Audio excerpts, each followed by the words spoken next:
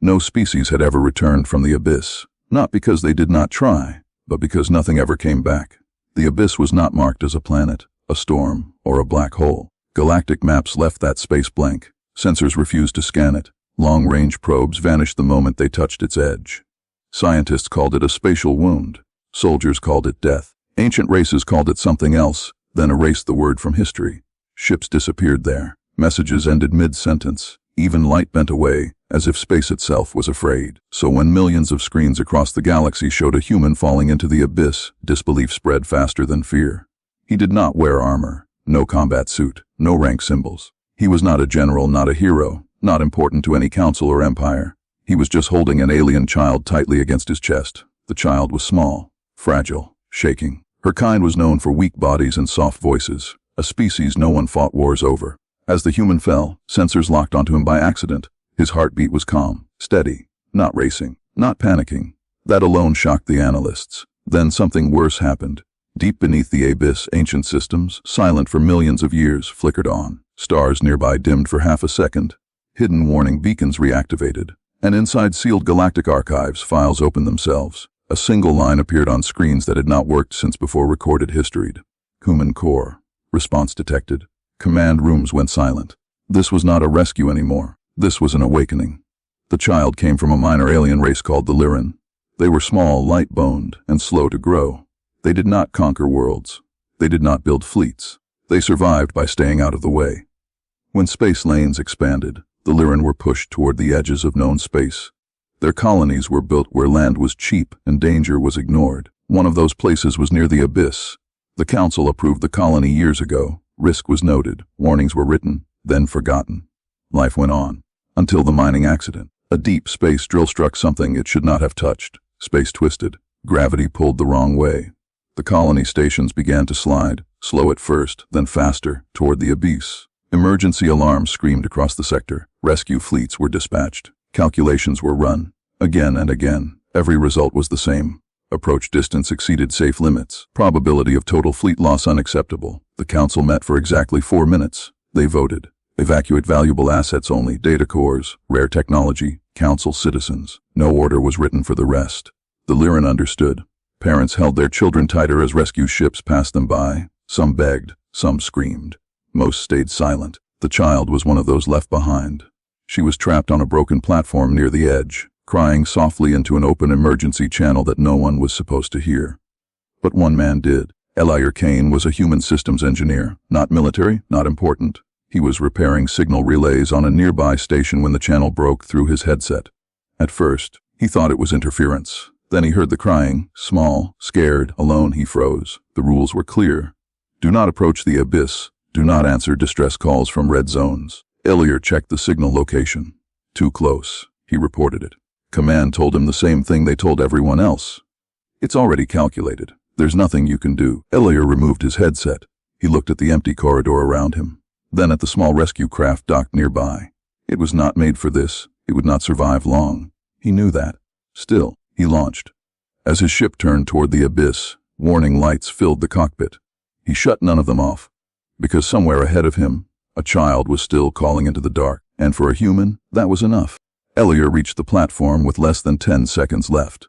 The structure was tearing itself apart. Metal screamed as gravity pulled it sideways. Warning lights flashed, then died. The child stood frozen near the edge.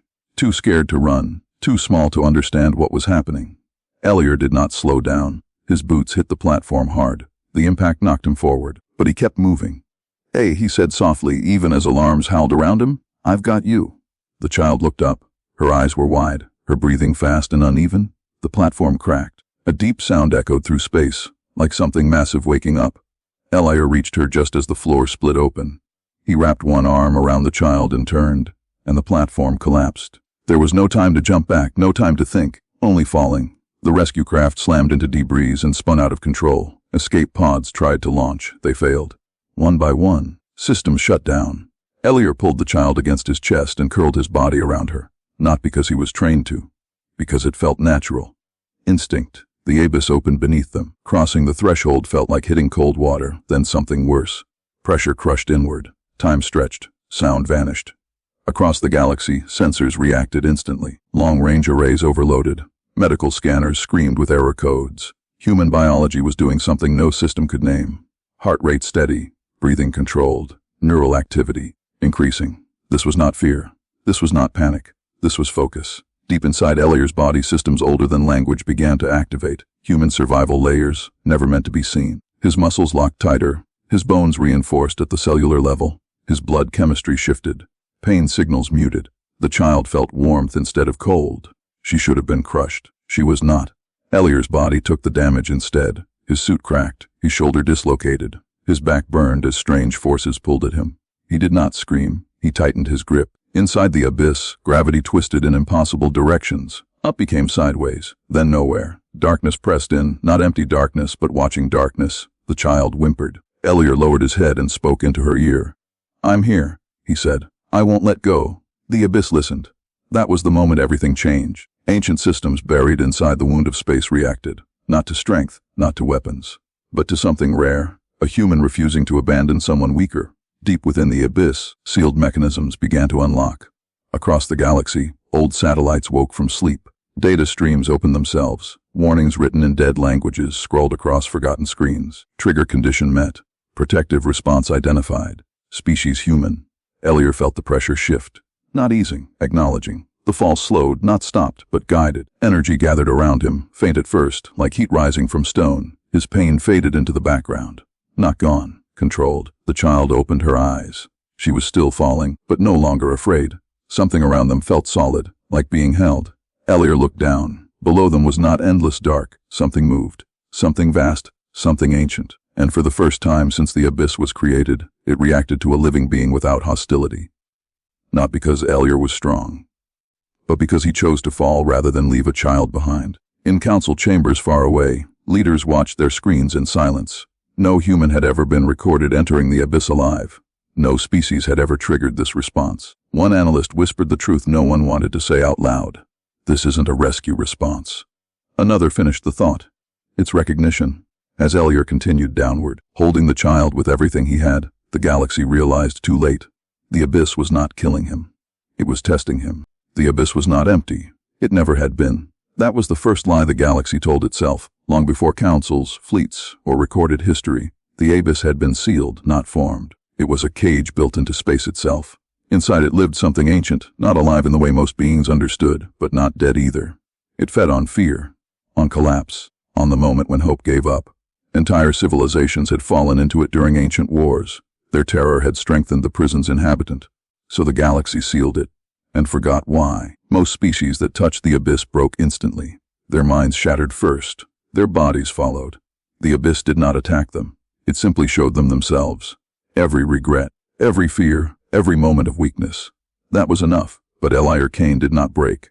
He did not fight the pressure crushing him. He did not scream into the dark. He endured. As the abyss pressed into his thoughts, it searched for fear. It found pain. Ellier remembered long nights alone on distant stations, jobs no one thanked him for, messages never returned. He remembered his father's last call, cut short by static, a promise to come home that never happened. The abyss pushed harder. It showed him failure, showed him how small he was, how meaningless one human life could be. Ellier felt it all, and stayed because beneath the pain was something stronger.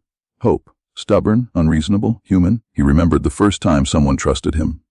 The quiet pride of fixing something broken. The simple idea that leaving someone behind was not an option. The child stirred in his arms. Her small hand tightened in his sleeve, and something inside Ellier burned brighter. Not anger, love, not loud, not heroic, just the quiet decision to hold on. The abyss hesitated. It had never encountered this before. It reached deeper. It found memories of humans standing in hopeless places, outnumbered, outmatched, still refusing to stop. It found records buried in Ellier's blood, old survival layers written by forgotten wars. Humans were not fearless. They were persistent. They felt despair and walked forward anyway. The prison remembered. Long ago, the ancient force inside the abyss had been bound by a species that no longer existed.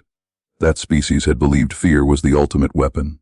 They were wrong. Fear was only fuel, and humans burned fuel differently. Across the galaxy, dormant structures activated. Star maps shifted. Ancient watchers, machines older than empires, turned their attention toward the abyss. For the first time in millions of years, the prison adjusted its hold. Ellier felt the pressure change. The darkness around him began to glow, not bright, but deep like embers under ash. Shapes moved, not threatening, curious. The abyss spoke not in words, but in weight and memory. Why do you endure? Ellior did not answer out loud. He simply held the child tighter. The answer was enough. The ancient force recognized the pattern. Humans did not resist despair by denying it. They carried it.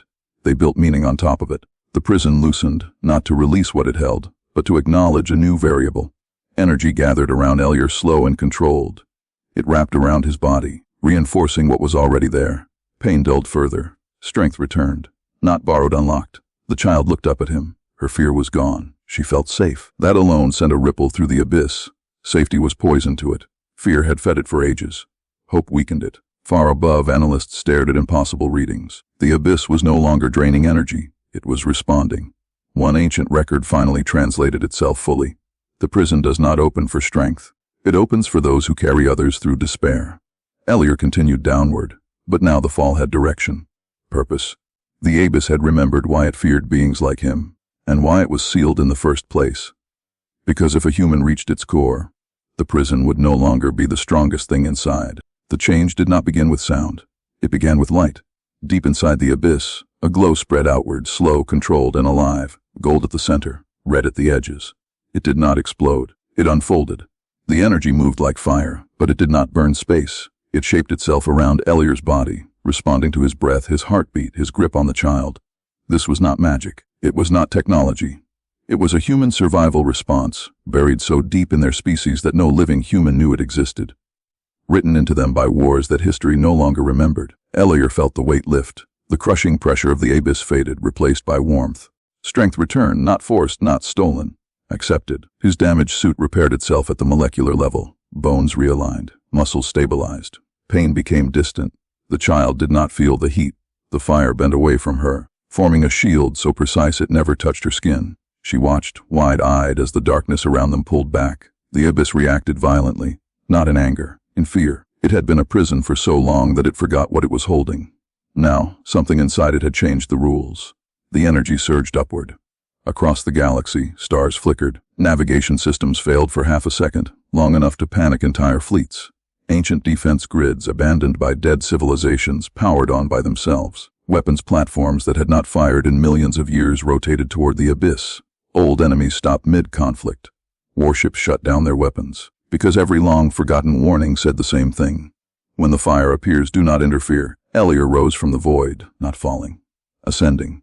The fire shaped itself behind him, stretching outward like wings made of flame and memory. Each movement left glowing traces in space, as if the stars themselves were watching and remembering.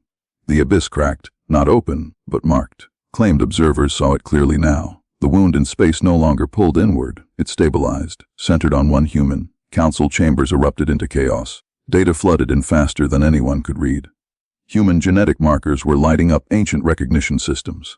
One archivist found a sealed record and whispered in disbelief. This response, it's older than the abyss itself. Another voice shook as they read the final line. Humans were not designed to conquer the darkness. They were designed to walk through it carrying others.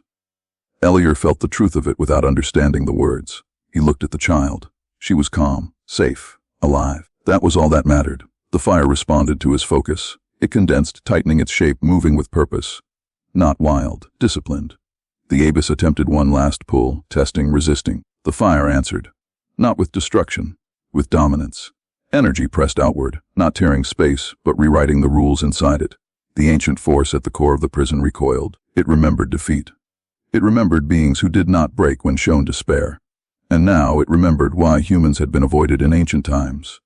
Because when pushed beyond survival, humans became anchors. The fire flared once more, brighter than before. Every sensor across the galaxy went white, then quiet. When readings returned, the impossible had happened. The abyss remained, but it no longer consumed. It obeyed. Ellior hovered at its edge, the fire slowly fading, folding back into him like a resting storm. He did not look powerful. He looked tired, human. Rescue ships finally moved. Slow, careful, respectful. No one issued commands. No one needed to. The galaxy understood something new. The abyss was not sealed anymore. It was claimed. And the one who claimed it was not a king, not a warrior, not a god, just a human who refused to let go of a child. Ellior returned from the abyss. The child was safe in his arms. Her small hands clung to his sleeve, not crying, not shaking. Her species had never felt that safe, not even in the strongest shields the Council could provide. But Elior was not the same. He stepped onto the recovery platform and paused. Sensors tried to measure him. Cameras tried to capture him. Analysts tried to explain him. Nothing worked. The human who had entered the abyss had changed it, and in doing so, he had changed the galaxy's understanding of humans. The Council demanded answers. Council chambers filled with whispers, then shouts, then stunned silence. How did he survive? What did he awaken? Explain this human behavior immediately. Elior did not speak at first. He was tired. Every muscle ached, every nerve burned with the memory of the fall. But he held the child gently and looked out at the room. It wasn't power, he said quietly. It was choice. The Council did not understand. They wanted a weapon. They wanted a strategy. They wanted control. Elior shook his head. The abyss tested fear. It responded to it. Every species failed. But humans, we endure fear. We carry it. We carry it for others. That is why it listened. Scientists opened human records for the first time in centuries. They studied old wars. They read the stories of soldiers defending planets alone, of engineers saving colonies at impossible risk, of explorers protecting species no one cared about.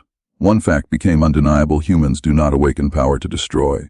They awaken it to protect, to survive with those weaker than themselves.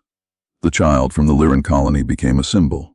She had survived because one human refused to let go. The galaxy had watched. It had learned. News spread quickly. Every fleet commander, every council member, every historian knew the story within hours. Humans had faced the abyss and not only survived, they changed it. They had awakened something no weapon, no empire, no machine could ever control. Old enemies reconsidered their strategies. They paused. They waited. They feared the one species that did not seek dominance, but protection. And the abyss itself remained a reminder, not of danger, not of death, but of the choice humans make every day to fall into the impossible and still hold on for someone else. In private chambers, historians debated what it all meant. Perhaps we misjudged humans. One whispered. Perhaps we never understood them at all. Elior did not care about their debates. He returned the child to her parents, who could not believe their eyes. She was alive. She was unharmed, and one human had done what centuries of fleets and councils could not. He turned back to the abyss.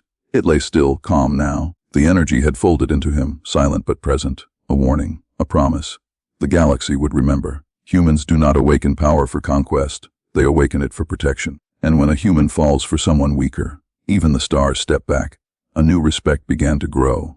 The galaxy realized humans were not to be feared for their weapons, fleets, or technology. They were to be respected for something far older, far deeper: their unyielding will to protect life, no matter the cost. Elior walked away from the platform. He did not feel like a hero. He did not want recognition. He only felt the quiet satisfaction of a promise kept. Somewhere in the darkness of space, the abyss pulsed faintly. It had learned something new, too, that humans could not be measured by fear, nor by death, nor by power alone. They could only be measured by the choices they make when no one is watching. And that truth would echo through the galaxy for generations. Even in the deepest void, humanity left its mark.